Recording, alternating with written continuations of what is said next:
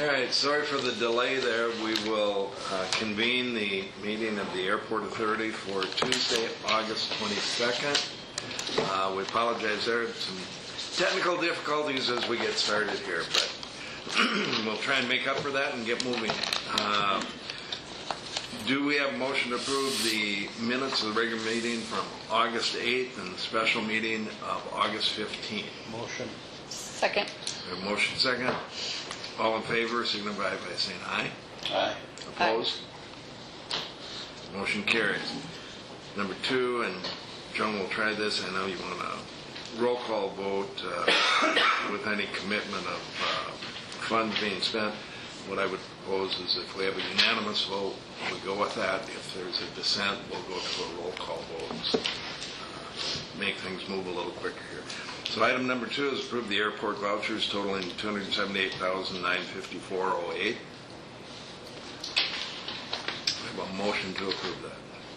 So moved. We have a second? Second. We have a motion and a second. All those in favor signify by saying aye. Aye. Aye. Aye. Unanimous. Capitan absent. We can see him there, but Jim, can you hear us? Capitan? Yeah, it's one. He's there. all right. Do we have a motion to approve the individual vouchers A through M? Motion. We have a motion to approve the individual vouchers A through M. So all of these vouchers are bills for services already completed? Correct. Yep. Is there a second? Second. We have a motion and a second. All those in favor signify by saying aye. Aye. Aye. Aye. Okay. Okay. Motion is unanimous and carried.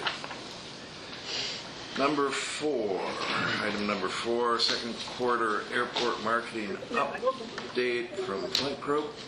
We have Kelsey Miller, I have a team here. any, how much time would you like and how much? At least 20 minutes. We'll try and go fast since there was a delay, but we have quite a few slides to get through. Okay, all right. Yeah, if we could keep it on track there as quick as possible. Thank you.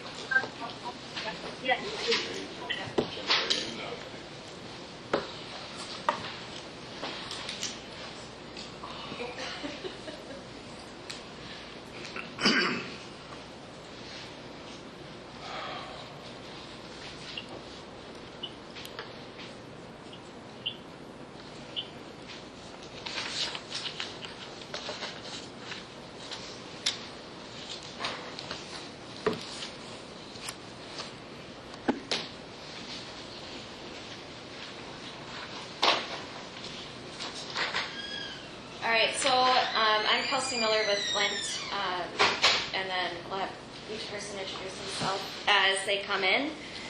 But what we're going to do today is briefly go over just kind of a reset of strategy that Flint uses, and then review media, public relations, touch a bit on crisis communication, and then talk next steps. So to start, this is just a basic approach that Flint uses when we do craft our media and PR and marketing plans. So first, we like to look at the business strategy and then go into brand. And then that's when we hit the marketing communications level and then dig deeper down into what the content will be, what the digital tactics will be, what the mobile tactics will be, and then any other remaining public relations, social media, traditional. And this is a model that Flint uses when creating our communications plans. This is the PESO model, which is based on paid media, earned media, shared media, and owned media. So paid media is obviously anything that we pay for.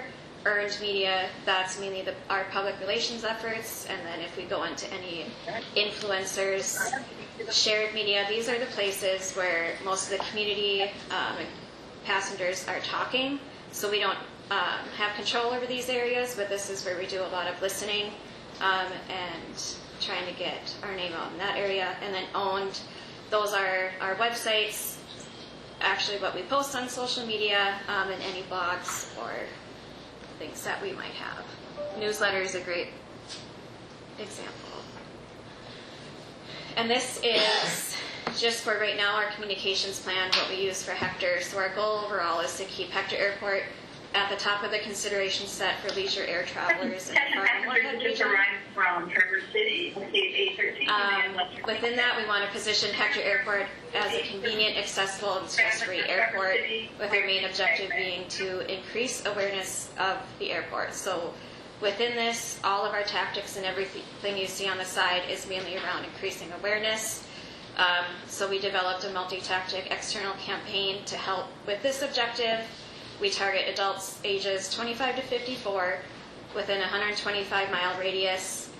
Most people live within 100 miles of a regional airport, so we really want to target those people who are willing to drive to here versus Minneapolis. And then mainly focusing right now on leisure travelers, people who are looking for convenience and low airfare. So within that, this is where we have our public relations, paid media, and organic social media, which we will go over in more detail. Yeah. Sorry. Hi, I'm Jody. I have fun. Just looking at this and then going back to that strategic pyramid, I think that there's a lot of opportunity for Flint to take a look at some of those higher level strategic opportunities, starting with the brand and working our way down to those tactics. But one of the things that I think is challenging when you've worked with a business for a long time is it's easy to jump right into tactics, and I think we could take a fresh look at some of that strategic work and kind of rethink how some of that could benefit the airport. Even looking at the audience, you know, there's many different audiences that could be defined here, some different things that we could do strategically to approach that differently. Okay, back to you, Kelsey. And then we do use the customer journey when looking at this, so that's why you see we have a lot of touch points, and right now we're really focusing on that awareness and consideration. So this is where the paid media comes in, PR, any social media ads, reviews, blogs, and so this is where we're mainly concentrating now, but as you can see, between here and choosing to book through Hector, they see messages in a lot of different places. So this is where we try to be. And as Jody said, we can reset and refocus and try to hit more avenues along this route. And then I'm going to turn it over to Mariah to go through media. Hello, I am Mariah Madsen. I am the media director at Flint Group, and I've been there for, over 20 years now, and most of my career in media. So I'm just going to start with a spreadsheet. I love spreadsheets as well. I know that's probably really hard to read and see all the details, but this is just a snapshot of what the overall quarter looks like. So as we move into some of the details, I always like to look at it like this because, you know, we don't ever want to look at one tactic individually because they all play into each other and they all leverage each other to make a holistic campaign.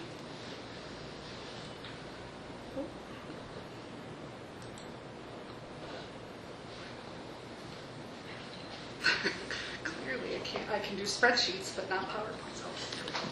Thank you. And this is just a way for all of the tactics to be looked at in kind of one snapshot. Not only looking at what the tactic is, but how we're going to measure it, what the timing, the cost, and then what the creative is. And so I always like to start with this grid because I think it really gives a good foundation of how we're going to, not only what the tactics are, but how we're going to measure them. And so as you'll see at the top, most of those are traditional, and so obviously you can't necessarily measure them in the same way with the same granularity as you can with the digital tactics, which are on the bottom. However, there are some commonalities, and there are some points, as Kelsey had showed in the customer journey, about where people are consuming during what stage. And so this is important as we get into some of the details to, again, look at this as a holistic campaign.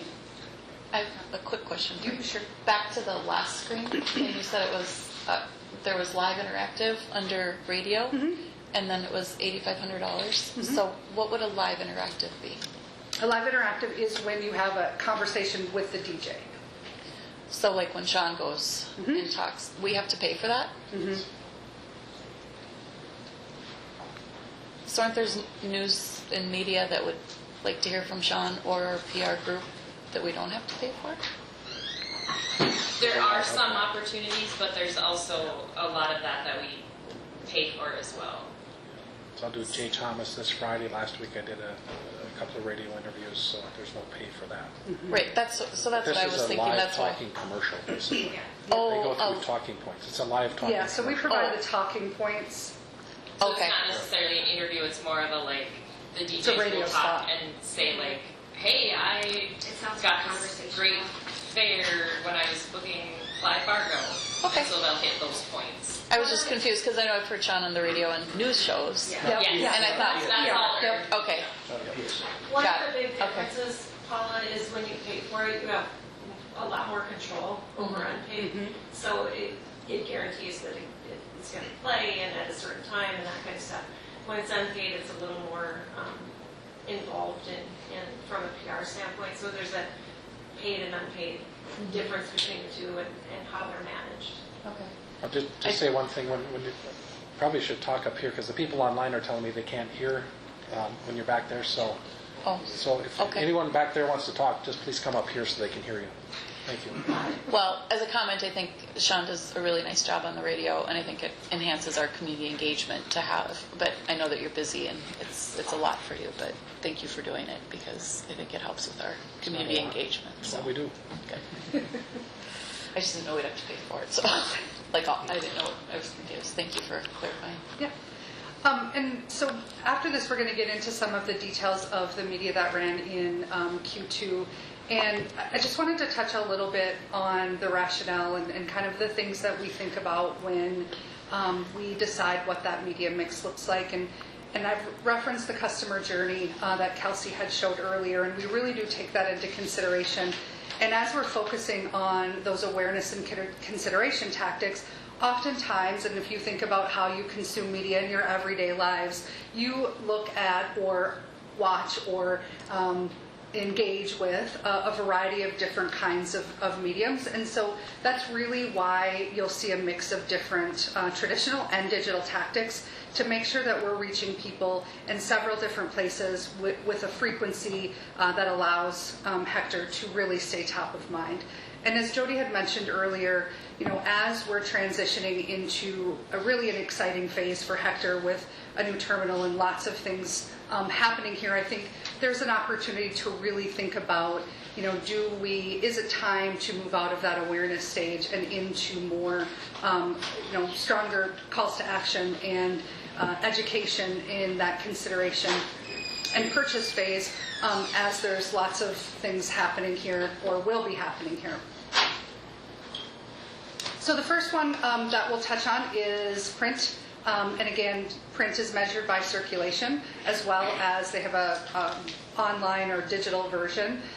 So with Prairie Business, we ran a print ad. It has over 8,000 mailed copies, and then it also had over 180,000 digital views. We also sponsor the Red Hawks. We have in the outfield, we have an ad out there, and as you can see, the red really stands out. There's 20 games with attendance of over 62,000 for the season. We also run a mix of broadcasts, so local television, cable, and radio. And so, our approach to television is to really make sure that we're maximizing reach because, again, frequency can be hard and expensive, and so this is really where we look for that older probably end of our target audience, and we really focused on news. News often has the most viewers and allows for the most efficient buy. And cable's the frequency medium in broadcast. And so cable is really where we look at, there's going to be a lot of spots, and we run that across generally several different networks and all generally prime time, because again, to maximize the number of viewers.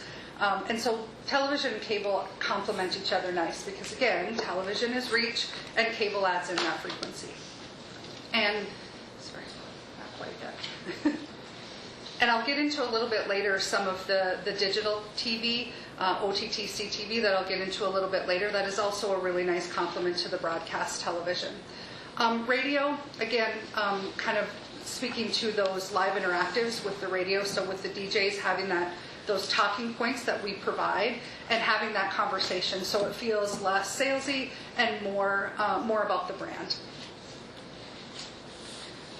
So for digital media, we ran online display ads, and I always joke that these are the billboards of the internet, because the expectation is, again, more about reach and impressions, and the click-through rates aren't great. Well, that's not true. They're 0.1 seems probably a little bit low. However, when you think about your habits online, it's more about seeing the ads and less necessarily about clicking, especially when they're awareness. So again, if we remember the KPIs for awareness, really that reach and impressions are the most important. And then video. So we ran a couple of different video along with our television and our cable. So YouTube. Again, I always joke that my kids, I think, have watched every video on YouTube. It is definitely a place where, it's the second largest search engine behind Google, and Google owns YouTube. And so there's a lot of power behind reach there, and it's very efficient from a cost per view or a cost per thousand. And then we also ran, we actually got it as a bonus, so for free, OTT and CTV. And OTT is over the top, so over the top of cable. And so think of like Hulu, Roku, things like that, like streaming services.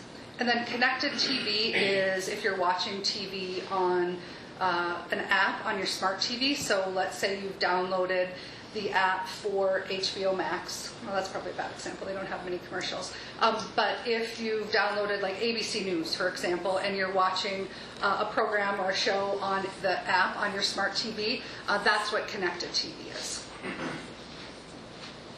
And then digital radio. So Spotify and Pandora allows us to I always say Spotify is generally a little bit younger, and Pandora skews a little bit older, but we have the ability to run radio commercials, as well as you can see there a digital ad along with our radio. And again, the expectation of the radio is really more about the listens and less about the actual clicks. So you can see that we had a really good reach overall, and there's frequency there. So when we've reached almost 17,000 people with 124 impressions over the quarter, you can see that provides some really nice frequency. And then again, probably really difficult to read, but as we look ahead into Q4, you can see there is, again, a mix of different types of tactics from traditional as well as digital. Television will be focusing on Bison football, as well as a TV schedule similar to what we had seen in Q2. Adding in that cable for frequency, radio, again, live interactives, as well as sponsoring the Bison. And then if we move over into our print, we've got a couple of print publications, and then into our digital. So focusing on display video, adding in social and digital radio to round out the rest of the year.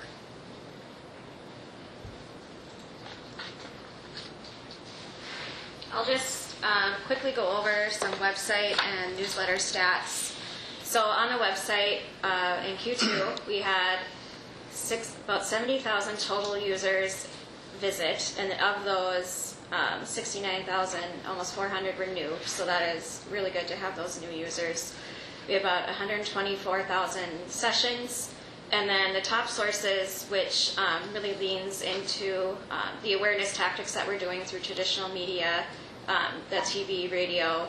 Organic search was the top source, followed by directly typing in fargoairport.com. And then we like to see that people are staying on the website for a while, so the average duration was over almost 3 minutes, which is really, really good. And then the top pages within the website, I always find this really interesting. Homepage was number 1, and then it went into flight status, and then there was a pretty big drop into parking, airlines, and then airline schedules was the 5th one. So we can use this information just to make sure we're keeping all the pages updated and having the information that people are looking for. And then within this, we wanted to look at the pre-book and save stats. So from the home page, there's about 1,600 clicks. From the parking page itself, there's another little over 1,600 clicks. About 6,500 sessions just on the parking page alone, and then about 3,500 clicks for the airport maps. And then we can work with SP Plus to see how many of those clicks turned into reservations. And we did send out a Q2 newsletter to about 272 people. We did add a sign up on the website too, and are promoting that through social media to get our list a little bit bigger. 147 recipients opened it, 52 people clicked the links, and then we had no unsubscribes, which is really good. And in this one we featured Rick, a construction update, parking update, a little feature on the Artworks music, the Jet Center expansion, Sanford AirMed, and then the boarding stats. As far as that newsletter, did you say that that's linked to the website? Okay, I had a hard. I was looking for it and I couldn't find it. So. Yep, it's under the Airport Authority quarterly updates. Okay, I'll have to look again. Thank you. Yep.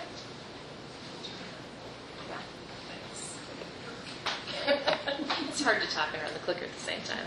All right. Hello, everybody. My name is Tara Ekren. I am the social media and public relations person on the account, the lead. I've got Catherine also here with me today, who does a lot of the work on social media and the PR work as well. So diving into this, in Q2 we had 203 mentions. 177 of them were labeled as neutral. 26 of them were labeled as positive, so that was really great to see. You can see from this list we had a lot of information about the terminal expansion and parking structure, lots of coverage on the Artworks concerts. There was a laser pointed at an AirMed helicopter, which garnered a lot of coverage.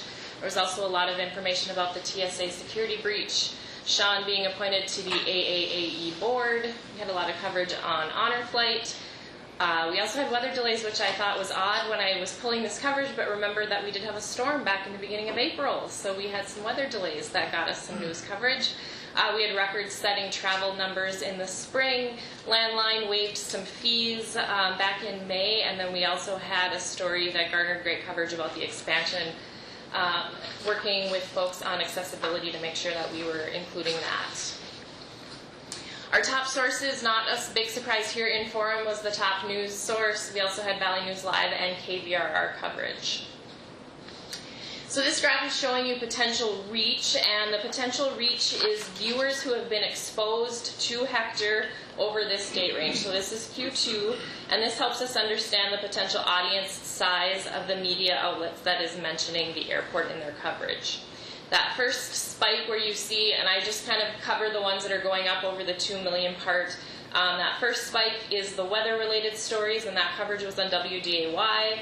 The next large jump is our record-setting numbers in March. After that, we're talking about terminal expansion in May.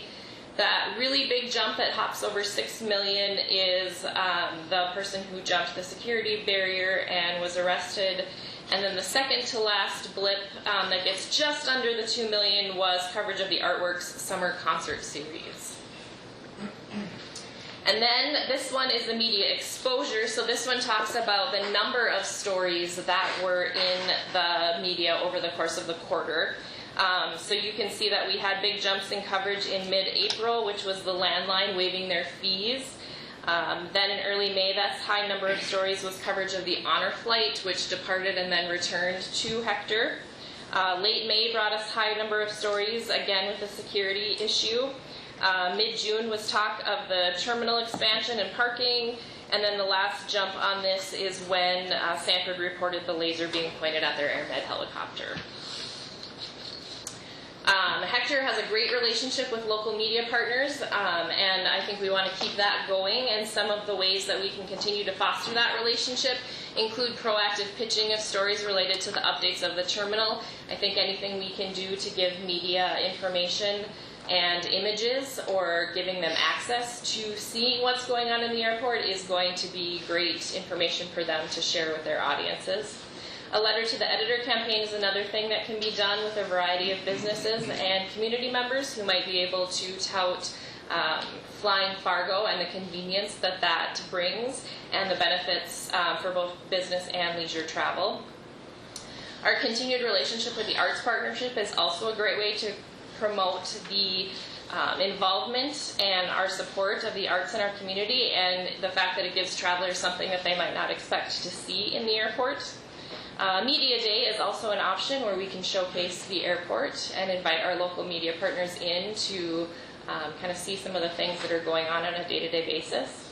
And also working with some of our airline partners to share any employee stories or milestone events that might make great human interest stories that the media might want to share with their audiences and promote Hector in the process. What would that be? So if they've got any kind of unique employee stories, or if they've got like milestone anniversaries, if they have an employee who's worked there for 30 years, or if there's someone who does something that gives back to the community in a certain way, volunteer hours or things like that, or if they celebrate a 100th flight coming in, or a flight attendant is doing their 100th flight, or I don't know what kind of numbers it would be, but things like that, if they're happening in Hector, we can certainly alert the media to things like that and share those stories. And so have you done that in the past? We have not. So that is definitely something that we want to work with those airline partners to make sure that they're letting us know, and we can certainly help them with getting those to the local media. Okay. So this is moving into social media a little bit and talking about some of our content pillars and what we kind of focus on in social media. So we spend a lot of our time on social media talking about the airline partners and making sure that some of our posts are focusing on those folks. We also focus on travel tips and news, and then also some of the work that we're doing in the community. I'm sorry, can I interrupt for just one second? So if we went back to that slide where you were talking about highlighting employees, if you want, like, oh, these are the recommendations. Okay. Yeah. All right. Yep, so things to look at moving forward. Okay, thank you. Yep. Thank you. Are we going to have a handout of this presentation? Yes. Okay, all right, thank you. So these are just kind of some of the things that we focus on as we're building the calendar each month. So we like to focus on, like I said, our airline partners. You can go back one more, sorry. Focus on our airline partners, and then also we'd like to do a Travel Tip Tuesday, and that kind of ranges anywhere from TSA information, or traveling maybe with children or traveling with pets, rules about what you can take on your carry-on, what you can't, things like that.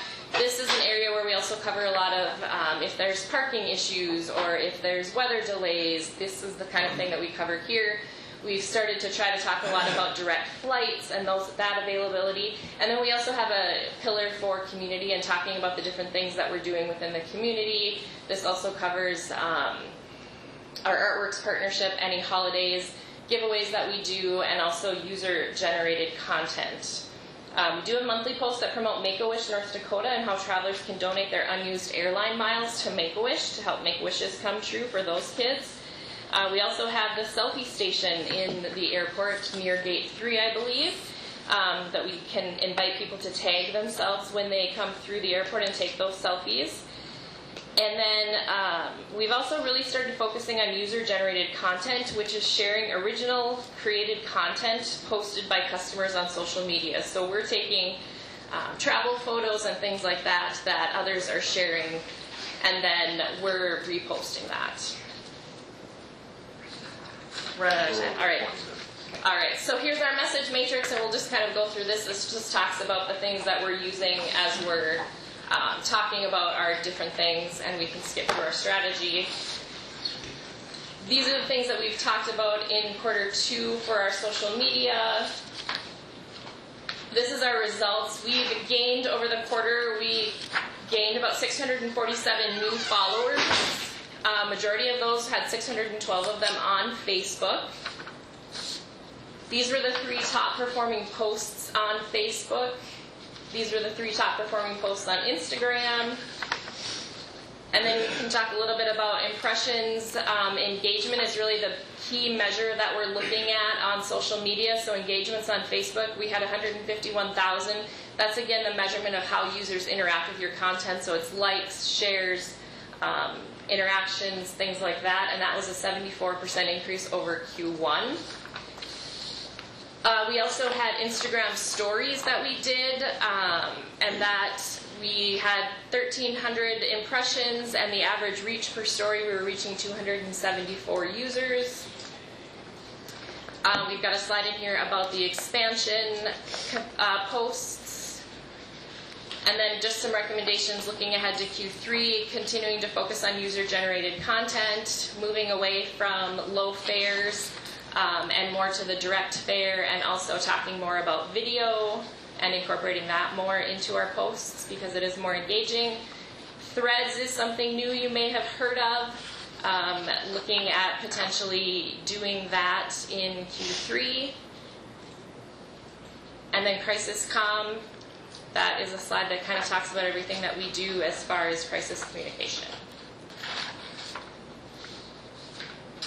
There you go. All right, thank you. Questions, comments? I just wanted to thank Jody for meeting with me yesterday. We had an opportunity to meet and visit about some of the different ideas and some of the things that have been done, and also missed opportunities. And I feel like one area that we're definitely missing the mark on is our social media and community engagement. And so we have deployments, we've got honor flights, we've got local sports, we've got people traveling to Fargo-Moorhead for the marathon, for the wrestling tournament,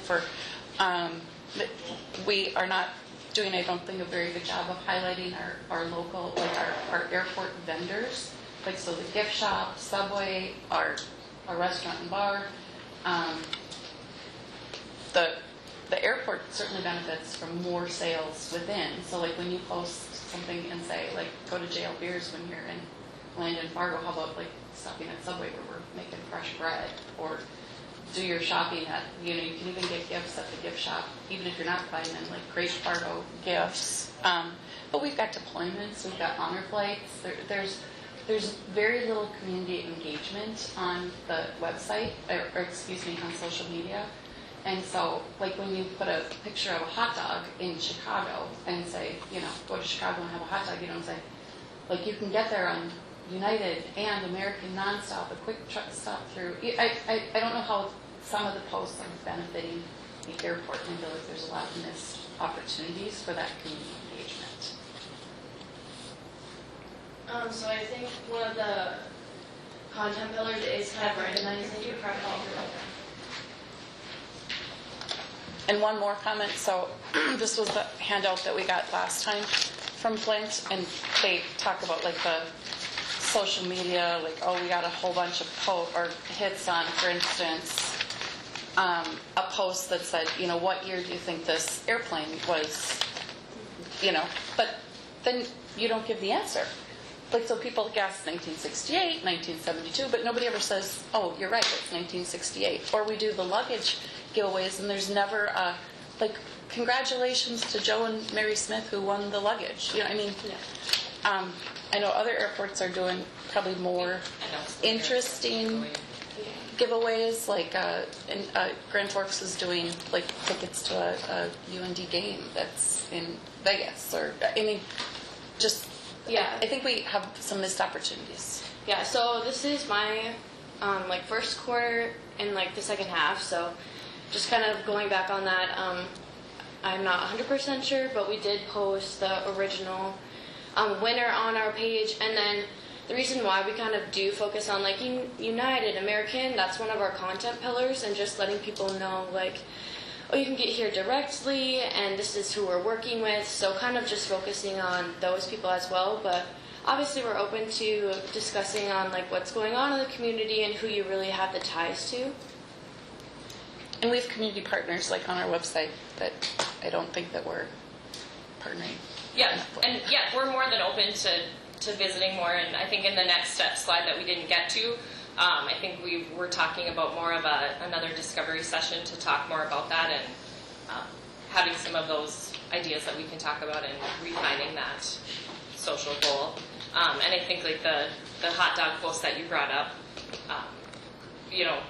points out we can get to Chicago directly from Hector. It doesn't point that That's out. what you can do. Okay. And there's lots of posts like say, travel Dallas, and you'll have a Dallas website, all the fun things you can do in Dallas, but it doesn't say, do you know you can get there twice a day from Hector on American nonstop? I mean, so I feel like there's missed opportunities to promoting all the great things that are happening at Hector Airport. Okay. We'll definitely take a look. I think so Paula, you bring up some really valid points. And I think when we go back and look at strategically how we've approached the account, there's definitely some things that we need to scrutinize a little more deeply. And your recommendations, I think some of them are spot on. And we need to take a fresh look at that from a strategic perspective and see what we can maybe approach differently and do a little bit better. Social media, I think the engagement's been decent. Could it be better?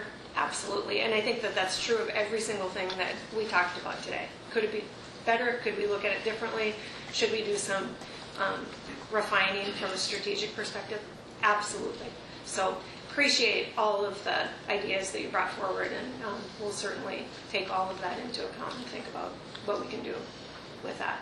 Thanks. Even like on the newsletter, I think would be an opportunity to do that, and highlighting a employee who's maybe a veteran, or somebody who's been here for a while, or an employee of the quarter, or employee of the month, or like how can we do employee recognition? And Kelsey, I did talk to you about that at the last time, and you told me you'd get back to me on that and billboards, and I didn't hear back from you. So I sent you an email with a whole form that I made on the website. I'm sorry, I maybe it ended up in my junk mail because I didn't get it or respond to it. So I apologize for that. But then you can always call me too. So if you don't hear back from me on an email, my husband's got me pretty locked down tight for spam.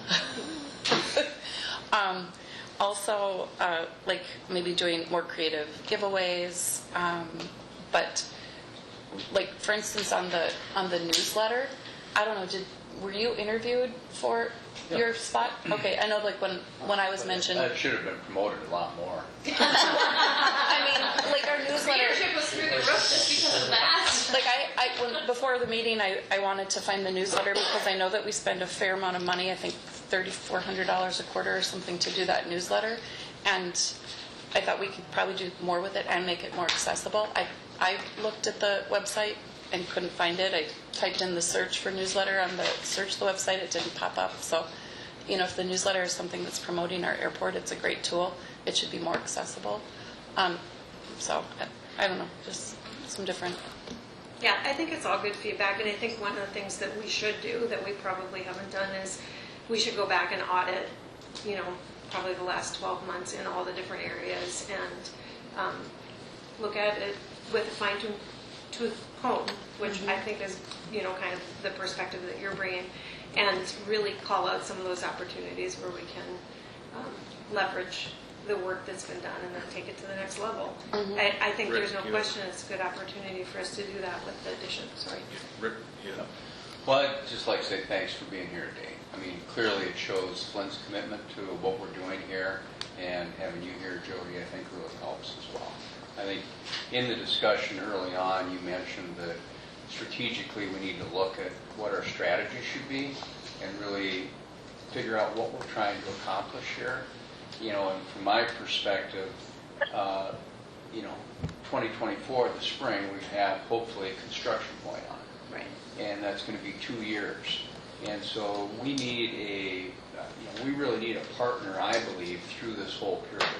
It's going to be encouraging people to come here, that it's not a problem for parking, they can still get in and out easy.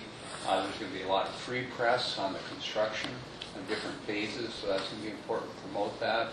And then I think ultimately, when this is all done, we need more people flying out these gates and filling those planes. And so I think there we need to make sure that we're figuring out the best way to market that, and whether it's to make sure everyone in the 150-mile region knows the direct destinations out of Fargo or whatever that is. I don't know, but I really look to a relationship that helps us accomplish that. And there may be relationships. I saw we talked about the different airlines. Maybe we should be thinking about how we can be the local marketing people for these airlines to help them fill their planes and add more flights and take more gates. So, and again, to me this has been refreshing. You've been open, you've been looking forward to some of those challenges, and I just appreciate your presentation today. One thing Jody and I talked about yesterday was potentially looking into electronic reader sign. I mean, Sioux Falls has one, St. Cloud has one that would, right on the corner of 19th where there's a stoplight, where we could partner with the airlines, and it's one more way to communicate when you've got so many people traveling down 19th Avenue North, even from our region. Another thing we could do is wrap a bus, like the Red Hawks wrap a bus that travels. It's a moving billboard. Come to us with some fresh ideas. Yeah, and I think we definitely owe you that, and we appreciate this account so much. It's from a community perspective, it's a very important account to us. It's not a huge account to Flint, and to be completely transparent, I think we've neglected it to some extent. I think there's, hundreds of ideas that we could consider. The thing that you always have to keep in mind, though, is it has to be within budget, and you have to stay within certain parameters, which the more money you spend, the more things we can do, and we can figure out how to look at that differently and look at that so it's still reasonable and makes sense for the KPIs and the things you're trying to accomplish. But when I look at the work that's been done to date, those are some of the gaps. There's maybe, and again, it's that strategic piece. It's like, what are you trying to do? What are the goals you're trying to meet? Who are those audiences you need to reach? And those are some things that I think we need to go back and better define and start there, and then start to do that other stuff. Because, excuse me, I'm losing my voice. Because it feels like some of the stuff that I've seen, we jump right into tactics. And it's a common mistake that marketers make and businesses make and agencies make, because that's what that's the stuff that you see. Those are the things, like even the sign you're talking about, that's a tactic. Mm-hmm. So we have to figure out what are those things. I think one of the big weaknesses and big gaps for Flint is the relationships with the airlines. There's probably potential there for us to establish stronger connections and make some more commitments and more approach that differently, so we have more communication with those airlines. But I think there's lots of opportunity for us to approach it differently. Well, I think as a board we would like to see that, and I would encourage you. Some of us are more financial oriented than others, and what we don't see is kind of that return on investment, and what are we doing with our marketing dollars to drive customers through the airport. Mm-hmm. And I've always wondered when we, say, oh great, we've got record traffic this month at the airport.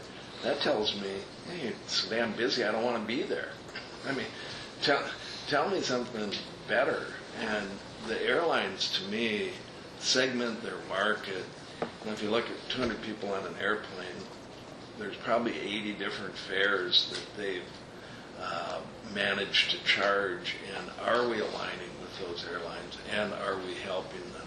Because at the end of the day, I think our marketing dollars have to be focused on return on investment and more people through the airport, and that's how we drive additional flights and everything else. And so, I mean, I kind of get, I know the recognition stuff's important, but who's our customer? Where are they coming from? And we don't have one customer, we maybe have 10 customers. Yeah. What's that profile? How are we trying to get our message to them? And what can we do differently? Yeah. Yeah. And I think because we haven't had an RFP for so long, we're all a little vague on what the exact scope is. So, what we're expecting, what our, the crisis management piece that, that we didn't talk about today. But I think that's all important information for us to have as a board. And when we're in a partnership with Flint, I think it's clarifying those duties, those relationships, those methodology is probably really important. Okay. At this point, I want to just receive and file this and continue the discussion as we go forward. Yep. I do think we should have a discussion about the scope of the emergency side of it. Yeah, and I know that we've completely blown Okay. over our 20 minutes, so thank Yep. you. And Yeah, Alright. thank you. thanks for coming. Thank you for your presentation. Thank you for your long partnership with Yeah, the airport. thank you. We appreciate it. We appreciate And this thanks for relationship. thanks yesterday for meeting with me. Absolutely. All right. Item 6 is we've got the RFQ for architectural services whittled down from 1 to 1. So, Motion to accept. motion to accept the recommendation for picking For what? architectural services. We only received one bid, but that bid was qualified I think we should interview them. For which would be Air- Mr. Stroh. Item Terry, would you 6. like, okay. would you like to respond at all? We're really happy to be the only one to so we're super excited. We think we got a great team. Walker. Yeah, I think, Mr. Chairman, that would be good to talk about your good relationship with Walker and hiring yourself. I think that's So, unique. so we're using Walker Consulting. Scott's on the call today. They're going to be the design engineer for the parking ramp. Jim Heyer's group, Higher Engineering, is going to be the engineer of record. So those are the structural, actual working drawings and those kind of things. CMTA, which is so basically exactly the whole team that we have on the airport edition, plus Walker Consultants. Jim Hansen's doing the landscaping, and so we're super excited to get started and hoping that we can actually trying to talk about maybe having a meeting next week or the following week. So to kick it off, we really want to start. Scott would really like to start fresh. The study certainly shows everything and kind of gives you a basis, but I think you'd really like to sit down and talk through a lot of the ins and outs of parking ramps and what's available and what we can do and get your input on that other than just we want 1,000 cars. So, Sounds good. I have a question. So when we're looking at the architectural services for the proposed parking ramp and how close it is to the airport, are we also planning to add lanes in front of the airport? that's yet to be determined. So there will be space that will there be? Are we allowing space for that to I happen? haven't started anything yet, Okay. so I can't All tell right. you. Okay. All right. I just think this is kind of how the normal process Right. here, which is a little bit different, but we don't know what the number is either. And so I think part of this is getting the architect rolling, gathering more input, finding out what we need, and I think having Walker, who I would consider a national expert on parking ramps, Correct. as part of this to really help guide a lot of that. You bet. And then when we select the contractor, Yeah.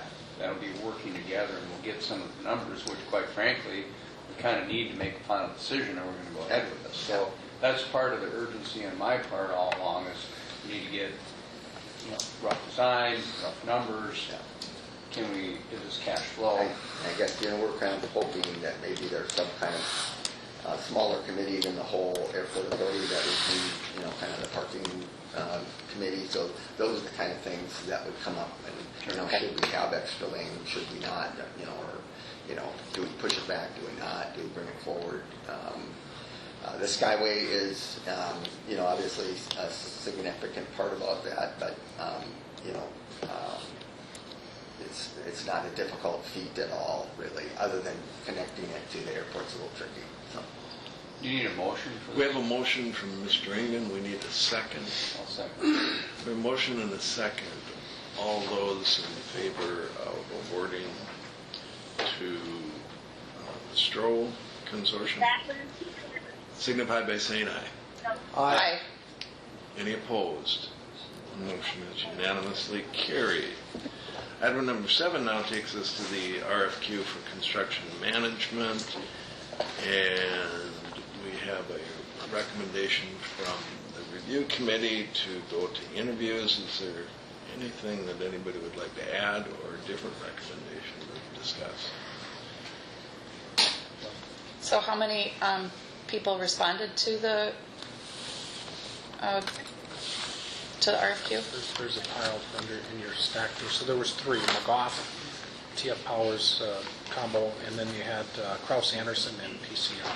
Oh, because I saw this on the,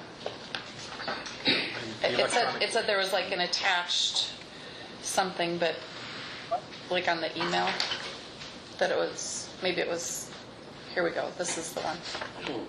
Where it said there was like the point process was attached, but the attached score sheets, but I didn't have the score sheets. Yeah, so I mean, McGough scored the highest, I guess. I think, Mr. Chairman, I think just this whole process, and probably yield the floor to Rick here, but it was like, we had this committee that had these people, they applied, then they kind of looked through their proposals, and then everyone's given a scorecard. And so they did the scorecard, they sent them in, you consolidated the scorecard, right? And so then the next step would be, we could, like we did with the architect, just pick one if we wanted. The committee is recommending that they would interview them as well. So I think that's kind of, maybe you could just recap. Well, I guess I have to defer to Jeff. We pick a person to speak on behalf of the group for the process. So. Yeah, so the selection committee was myself, Rick, and Matt Doobie from our office, and then Ben Melland. And we got through, everyone scored the proposals, unanimously picked McGough as the highest ranking firm, and then it was Kraus Anderson and PCL. McGough did not address some of the selections criteria in their proposal. So because of that, if we went to the interview process, it would allow them opportunity to address some of those criteria. So as an example, they didn't address the safety record, state and federal law compliance, and then there was another one which was estimating and scheduling. So it would allow them opportunity to address that, and as well as being fair to Kraus Anderson to give them opportunity to better showcase what they can provide as well. So. Well, Mr. Chair, my question is, so everyone unanimously picked McGough? Correct. Right, and there was apparently, sounded like there's a little bit of misunderstanding on what was supposed to be presented. There's some areas, I mean, obviously, if there was a concern with safety, they wouldn't get a contractor for a terminal. Correct. So I'm just wondering, from my perspective, I think to some degree, I don't want to stir the pot or do anything that's not appropriate, but in part, timing's critical. And so would it be possible for us to maybe approve McGough subject to their demonstration of the safety, the scheduling, and estimating that we would expect? I would think that would be appropriate. So I'm just throwing that out. I don't want to. No, and then if you'd like to make a motion to do that, I'm also curious in the scoring. The areas they didn't respond to, you gave them zeros? Or? I knocked them down in those particular areas. But they still overall came with the highest total. Correct. Okay. Ultimately, they were. And I'm just wondering if we do go to an interview process, we've already approved them on the other project for those areas, the safety record, the timing. Correct. All that. And I will point out that this is the recommendation from the committee, and ultimately the airport authority can choose whether or not you want to interview each of the firms. Well, Mr. Chairman, I would, in light of that, I'd make that motion that we accept McGough, subject to, I guess it's McGough and Powers, is that it? Yep. Yes. And subject to their interviewing them and meeting the criteria that we talked about, the safety record, schedule. I'll second that motion. Okay. Jim Capitan seconds. We have a motion and a second. All those in favor signify by saying aye. Aye. Opposed, same sign. The motion is unanimously carried. Item number 8. Before we leave that, Right. so what will be the next point, just in that overall project? And I don't know who the right person is to ask, maybe That's Terry. a Terry question. But it seems to me, from my perspective, we need kind of a number. Correct. So we're hoping, we're talking about either next Wednesday at 11 or the following week, Monday, Tuesday, Wednesday at 11. Scott would then that gives Scott the drive up here and have a face-to-face and do a programming session with the parking consultant, with all of the consultants in the room, and with whoever you guys want to have represented by the airport. Obviously, Darren and Sean will be there, and really kind of nail down what are some of the things. There's some things that have come up with regards to Matt Doobie was telling me there's some grants out there for solar panels on the roof, and even though our utility companies here don't do that, so when you're doing that in Arizona or whatever, you're not really using your own electricity you're generating. You get it. So this would actually could power the whole ramp, and there's grants out there for it. So that's something we would discuss. But we could get to a number as soon as we can. But we first just need that first meeting. I just want to be clear that we need to make that decision, final decision. Yeah. And so, exactly. We need a number that's not going to be the accurate number, but it'll maybe be plus or minus 5 or 10%. So Yep. just to some degree, we need to kind of get to that point and then kind of keep rolling, and the individual programming and the financing are all going to be part of the Right. solution. And I think that's a good decision why you made get to hire McGuff right away, because then they can be in that meeting as So well. let me ask you this. You mentioned having a subcommittee. Mm-hmm. Is that something that we should discuss, or? I think you should. I mean, I know you're all busy, so I'm not sure who can come to those meetings. I mean, obviously, Sean and Darren will represent the airport, and Jordan, but if you guys want a member from the board or a couple members from the board that are interested in being in those meetings, we would certainly like to have that. You're thinking 1 or 2 people. Exactly. Yeah. Okay. Yeah. One other point would be, as we approach this now and start the design process, we probably should open conversations with the rental car companies. Correct. We've done some of that in the preliminary study, and they're not too excited about it necessarily because of what we have to pay. But that's again another thing that we want to talk about. Okay. That was one of the things that Scott and I talked about with regards to, if we were going to have a rental car agency, would we design it any different, or is it a matter of putting some cones up somewhere at some point and just walling it off? But in any case. But would that be something you would take the lead on in talking to the rentals? Yes, exactly. Because I just think we're kind of to a point where we've said, as we move this along.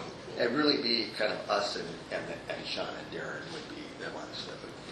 I think what we had talked about with the car rental agencies in the past is that they would have to pay the daily rate plus if we adopt a CFC that would pay for their area.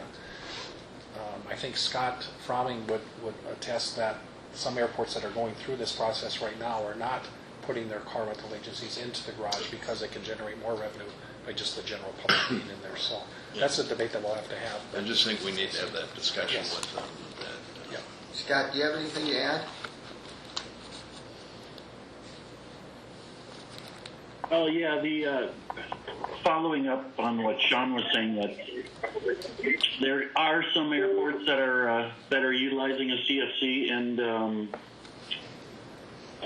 putting rental cars into facilities. There's also airports that are choosing not to put rental cars into facilities. So it seems like the trend of the smaller airports has been not to install the rental cars within the facilities, but I think there's room for at least some discussion of that topic. That's what I was going to bring up, so you Okay. took the words out of my mouth. Thank you. Do we I'm want glad. to select a committee to work with at this point, or do you want to think about it and we'll take it I on? only think about it just a little bit. Okay, We can think about it. I'd be willing to do it, so. I think it's important to know what Yeah. the scope of this is. And we don't want to get in the way of the staff doing it, but I think if there's some issues that should be looked at before they come to this committee, that would kind of help wrestle with those. All right. Item number 8 is update regarding airfield lighting, and There was a new handout given you today with Yeah. updated numbers from what was in the packet. So there's new information. And you have that in front of you? All right. Yep. Yes. Thank you. So I'm Joel Katz, JK Engineers, sub-consultant to Mead and Hunt for electrical. Been working with Sean and Darren and Andrew to replace the lights and upgrade the lights on 927, the runway lights on 927 and 1835 with LED, as well as upgrade and replace all of the power regulators that feed the airfield circuits in the electrical vault. Biggest challenge on this is, in all construction these days, lead time on equipment. We're sometimes up to 36 weeks for leading the equipment for the electrical vault. What we've been working with is to be able to procure the equipment ahead of time through a government purchasing entity that allows that purchase to be PFC eligible and potentially AIP eligible if you've got AIP funds. So we're going to enact that here shortly with the construction and installation of this equipment next summer being done probably about a year from now. So Andrew has just replaced the runway lights on 1331. We're not installing any wire out there. So we're just replacing the light fixtures. Andrew may elect, we're going to procure the equipment, get the fixtures and the equipment coming. Andrew and the airport may elect to install the light fixtures themselves rather than contract that out. That's up to you. And the reason for the upgrade is we're going from incandescent to LED. So it's also an energy savings as well. Longevity and the energy savings, yes. By the way, regulators are end of life too. yes, yes, and regulators are at end of life. That's the power source within the electrical vault. We're going to be replacing the electrical service for the vault building, as well as the automatic transfer switch. That has reached end of life and is no longer serviceable. The generator itself we're going to retain. The constructability is going to be a little bit challenging, keeping everything running at the same time as replacing the components within the building. But we'll be dealing with that, and we're going to be working very closely with the contractor next summer when that's happening. By the way, Andrew is responsible for maintaining, we are just shy of 50 miles of airfield lighting, the power circuits for the airfield lights out there. There's about 11 circuits, and we're at 49.4 miles total. We got to get you over 50. Yeah. 75. Thanks, Andrew. Are you looking for a motion, Mr. Chairman? At this point, we're receiving pilot. Well, some of this has been done, right? So the runway 927, that's all finished, correct? No. No? Okay. This is what's left to be ordered. Oh, the left to be ordered. Okay, gotcha. Do we need a motion then to approve the purchase? Yes, and they'll be purchased through Sourcewell, so that's the public consortium. And then the installation and taxes, either our staff will be doing some of the installation and/or we'll go out and solicit from contractors for hourly rates. And I should add that not all of the equipment for the project is going to be purchased under this. Only the FAA lighting and power sources. The electrical panels and et cetera, normal electrical construction for the vault is going to be bid and then they will be installing the regulators in the mulch. So number 3 is a bid process, as you said. Yep. So Motion. We have a second? second. All those in favor signify by saying aye. Aye. Aye. Opposed, same sign. Unanimously carried. Number 9 is Fargo Air Museum is asking us to sponsor or purchase a table at their fundraising dinner and auction September 7th. I believe in the past it has been purchased at what, the $2,500 range.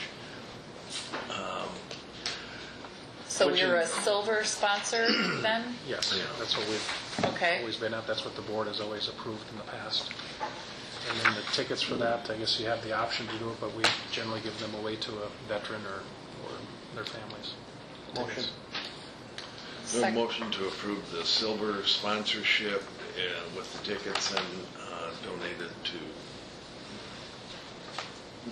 We try to find a veteran or someone from the Guard or... Is that, how many tickets does it include? It includes 2? 2 tickets. 2. I second. All right. I do We have a have motion. an idea. I second the motion. Okay, Um, let's go ahead and approve this one, then we'll go to the next. Okay, I have an idea for All you to, those in- yeah. who to give the tickets to. Okay. All those in favor, Mr. signify. Chairman, this is fine, I'd probably vote against it. Yep. My only position is, I think, we're receiving money from a lot of businesses throughout here, and fuel and everything else, and I think we should not pick a charity that we feel we should be giving money to. And so I think if we feel an obligation to something like this, we should help them raise money, or we should do some different things on a personal basis.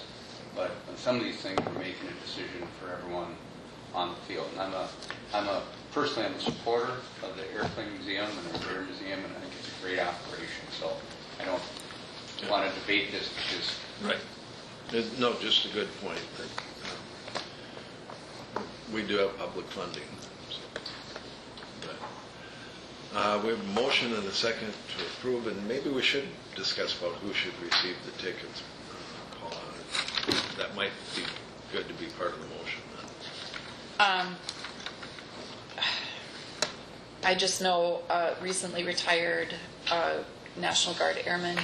His name is David Lipp, and he does a lot of photography and promotions for the Air Museum. So if he's and for the Guard, so if he's there, I think it would be a benefit to the Air Museum. I don't know if he's planning on going at all. We can offer them to him, and if he doesn't, we'll... Find someone else. So I mean, he We is know a David Kelly will. he is a veteran, and he does do promotional All right, stuff we for the. have a motion and a second to approve the $2,500 level. Call the roll, please. Engen. Aye. Berg. no. Capitan. Aye. Ekman. Aye. Cosgrove. Aye. Motion carries. Thank you. Item number 10 is to upgrade the runway surface sensor system near $103,000. Yeah, so I don't know, Darren and Andrew, I don't know, maybe describe what we've got out on the airfield that's had in place for years, and it's due for an upgrade and some repairs. So this is Andrew Holman, who operates the airfield. Yeah, so I guess our runway sensors are coming to the end of life. We can do some upgrades with them. That's what Darren solicited numbers for. Explain what the sensors do. So they'll tell us, they tell us all kinds of things. We use them primarily, we use them all year, but in the wintertime it'll tell us like the freezing point of a runway. So we know exactly when to apply chemicals so we don't use too much, too little. They'll tell us the base temperature so we know when the ground is warmer than above. Helps us immensely with our snow removal operations. The systems we carry in the pickup on a laptop, so myself or Jordan, who's ever the snow boss, is monitoring it all the time, and it's very accurate. I mean, it gets down to 1/10 of a degree, so it's I guess very helpful for us. And we use it in the summertime when we're painting. If the pavement's too hot, then the paint dries really fast and the beads don't adhere, so, it's, The system was originally put in, I think, in the early 90s, and then we upgraded it in 2004. And then we did some upgrades since, but now the early stuff is end of life. Yeah. So the pucks that are in the runway, there's a few that have to be changed out, and then the panels with the computer, the brains. So How big are the pucks? Just show them. they're about, 4 inches in diameter. They're not very big. I think we got, 9 or 11 of them out there, something like that. Well, Mr. Chairman, the bigger issue is airplanes coming in and off the runway. And so every plane, when they're coming in, they want to know, is it icy, is it dry, is it wet? And so I'm assuming this data is part of what's reported to the condition of the runway. Yeah, so it'll tell us,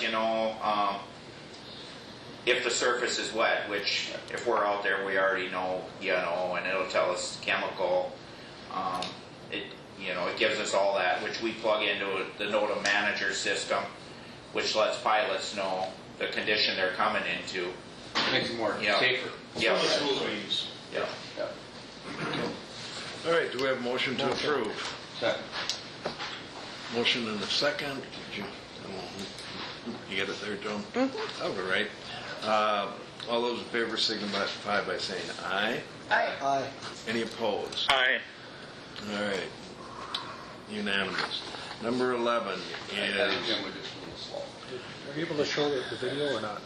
I can try. So, Headlight or... yeah, so All right. in your packet here, we've looked at this for a number of years. Right now, we have, I don't know how many hundred lights out in the airfield. Joe Cap probably can tell you there's 1,000 plus, I don't know. So in the winter, they have to be hand shoveled. So it's in and out of the equipment, or we take a snow blower up on each side of it, but you still have to go out and hand shovel.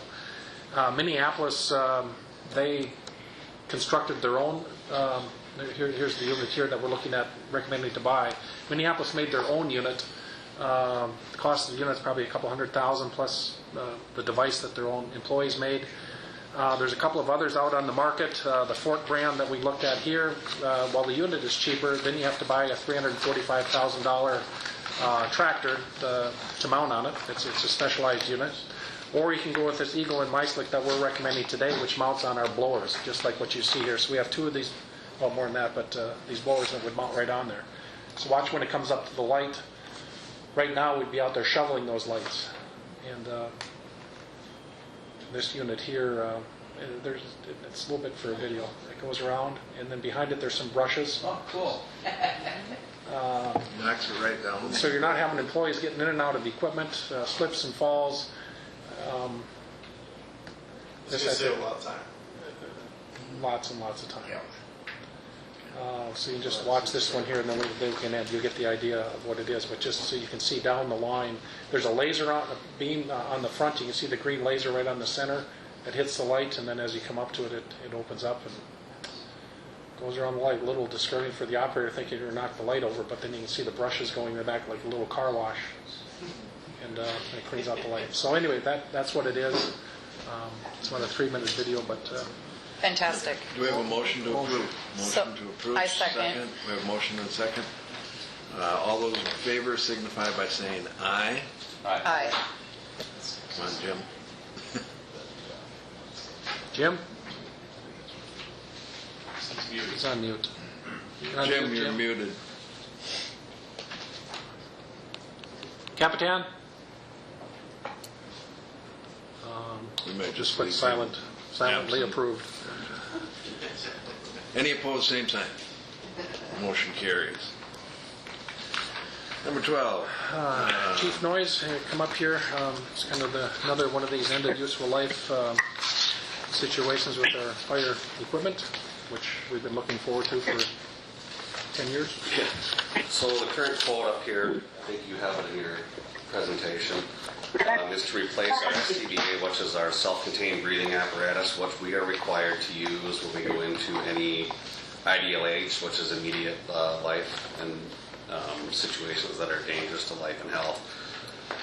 The air packs, all of our life safety equipment is guided by NFPA, and the updates come about every 5 or 6 years. Life safety items cannot go beyond 2 NFPA periods unless they are able to be upgraded with the current NFPA. Right now, our air packs are stamped with 2013 NFPA. There's a new NFPA due out in 2024. At that point, our air packs will become non-compliant unless we were able to upgrade them, which is great, but those air packs have been discontinued. So this quote is to completely replace our air breathing system. It's the same system that Fargo and West Fargo uses.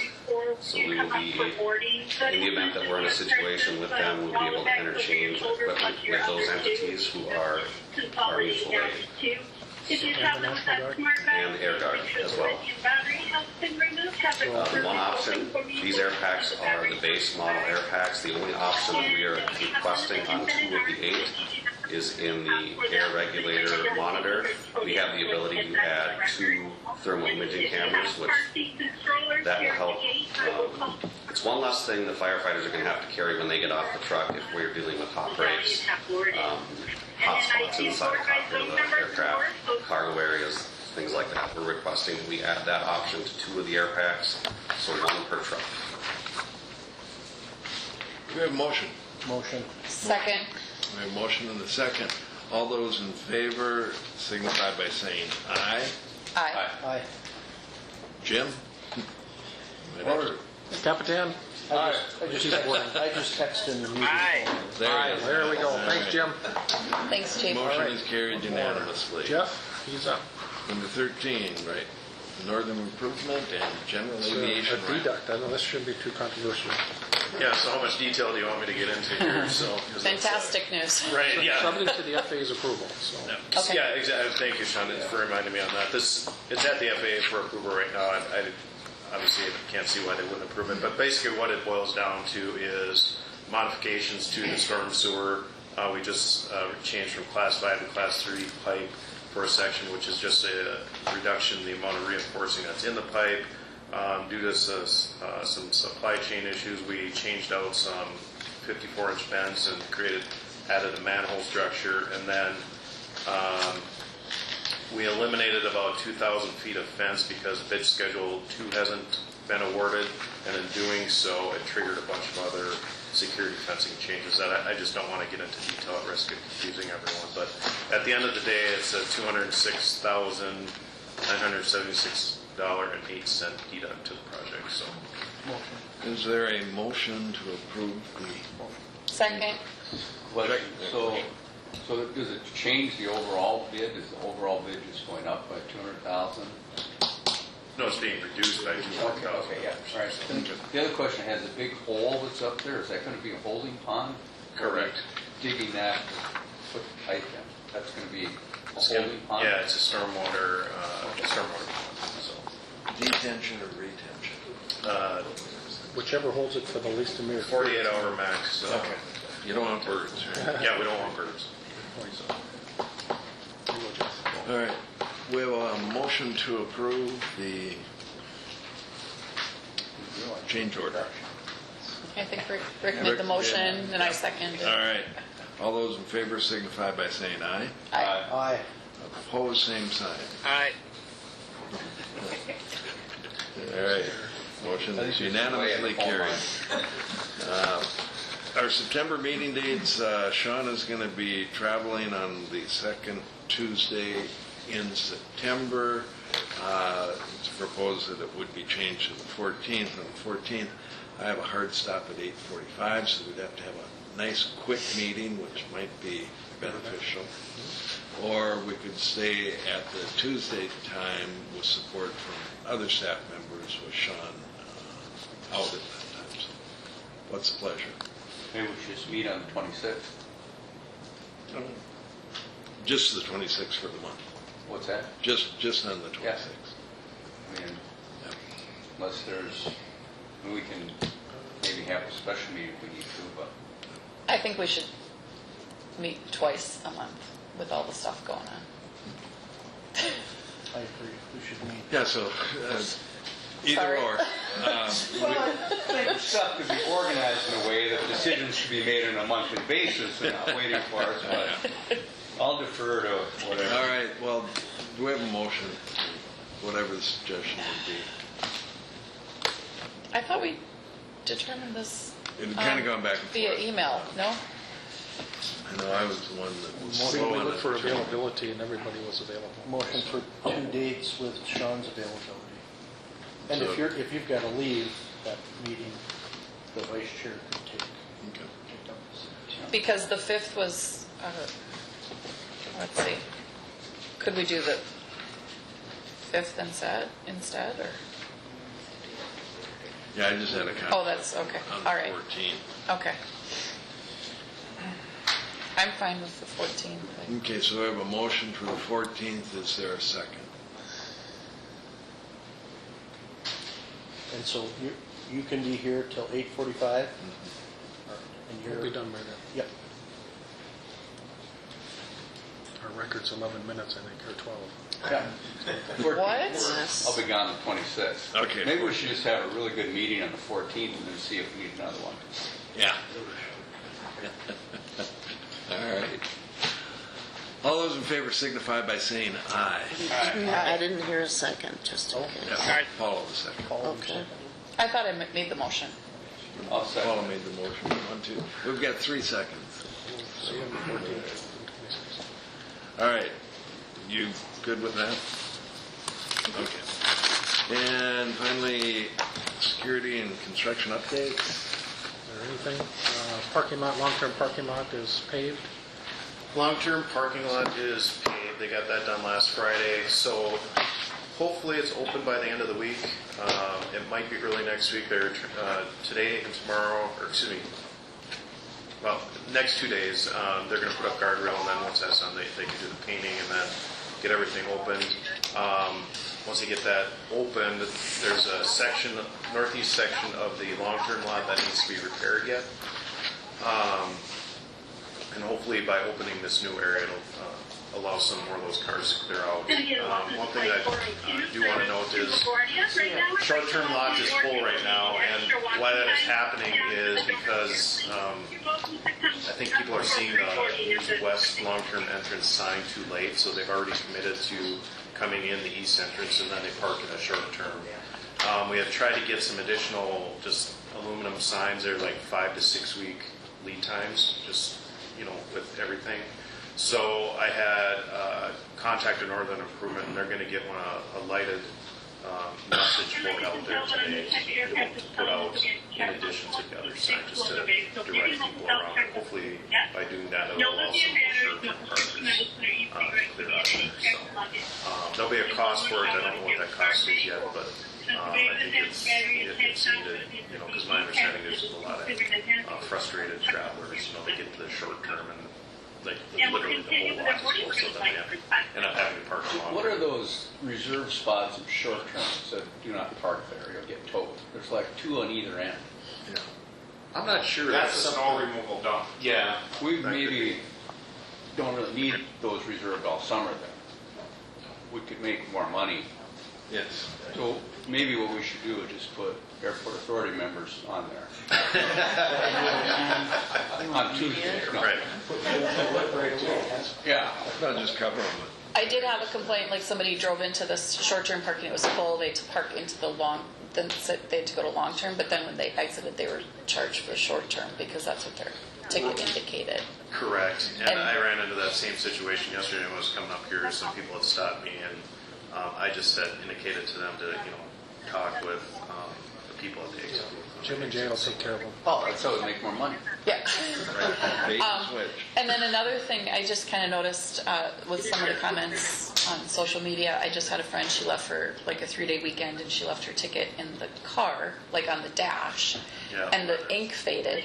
And then she had difficulty checking out, and then somebody else, just like an unrelated situation, but said they thought that they were required to leave the ticket in their window as they were parked, which is not a requirement, but I think there's some confusion about that. And then if you don't bring the ticket into the terminal, you can't use the kiosk to pay, and your ticket might get faded. So I They think had a there little needs. message on the kiosk when you entered to not leave it on the dash. And the paper they're using is what Rapid City, after extensive testing, determined was the best paper for flash parking units. So everybody that in the upper Midwest that has flash equipment using that paper, it still fades. We should say, like, you can pay inside. Find out what Arizona's. So, I thought they were gonna, I could be wrong on this, I thought that they were gonna print something on the ticket to say you have the option to Not pay enough inside. room. Nobody reads the ticket. The only other thing I would recommend, and they have done it long term, but when I'm pulled into short term and the lot's full, you are now required to wait and get people in back of you to back up in the traffic as you back up, and we just can't do that for people. Correct, yeah. So, but We're trying to fix it here. So, and then the other thing is on the North GA ramp, the contractor started yesterday on the storm sewer, and then Northern just continues on with the dirt work. Access control system, the printer is supposed to be here this week, and hopefully installation shortly thereafter. And then Jordan has a tall task ahead of him to reissue about 1,500 AOA, or excuse me, just airport security badges. So it'll be a challenge. thank you. Yep, thank you. Anything else? Go ahead. So July was an all-time record, busiest July on record. United set a boarding record, their busiest month since 1984.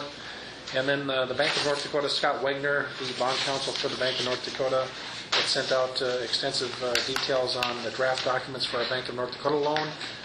So Stacy, John Shockley, and Steve Horton will be working on that. The goal is for the Airport Authority to pass a resolution at our September 26th meeting. Maybe we can do that on the 14th, if possible. And then it's set for the City Commission approval on October 2nd. The closing date on the loan is November 1st. And that's what they're proposing right now. So we just got this yesterday, and I think you should have it there. So we'll be working on getting that. Mr. Chair, and Sean, that's balance, total funds available is how much? 40 million, 2%. And used for terminal? Terminal, or uses? Yes. We have to define the use? It is defined already. So, And I would expect it. Where do we get the boarding? I'm sorry. Yep. No, Where do we get the boarding information? I'm sorry? The boarding information? When do we get it? Who do we get it from? The state aeronautics or where? Yeah, we report it to the state, and then they put it together for So the entire state. we get it. We track it here. Yes, we do. Yes, we report it. Each airport reports it to the state, and then they put out a comprehensive. Okay. That's a piece of information that I would like as soon as we get it here on a monthly basis. Maybe that's something we could add to our agenda just so we can track that. Okay. Yeah. 'Cause I think that's really, that's the crux of what we're doing, trying to increase that number. The July draft came out from the state yesterday. Everybody has to verify their numbers, and then they'll be putting out maybe Well, it today, doesn't need to be perfect, but it helps us immediately know what those trends Usually, are. as soon as we finalize it, I put it on our website, usually about the 10th of the month. Yeah, I think whenever we have our next board meeting, that'd be helpful, our meeting, to know. Sure. Absolutely. The more information we have on who those customers are, the more we can target our message to them. So I think, again, SP Plus, if they're using credit cards, there is information that we can get from the credit card companies, and that's part of this marketing that we might want to see what the cost is. They actually can't. I'm thinking there should be some way that they can buy some of that information that with the credit cards. And it's careful. You can't identify individuals. You can certainly identify zip codes and different things like that. It's all available. Now the question is, do we want to pay for it? But that's going to help us identify our customer, where our customers are coming from. To me, would indicate where we should be promoting to. Mm-hmm. Good idea. Right. One more thing. Yeah. Shannon Full from the FM Chamber forwarded me some information on like a small airport roundtable that's going to take place in Lexington, Kentucky on October 25th through the 27th. She said she thought it would be in the best interest of the airport to like kind of test the waters, attend one, and then in the future to consider hosting a roundtable in Fargo.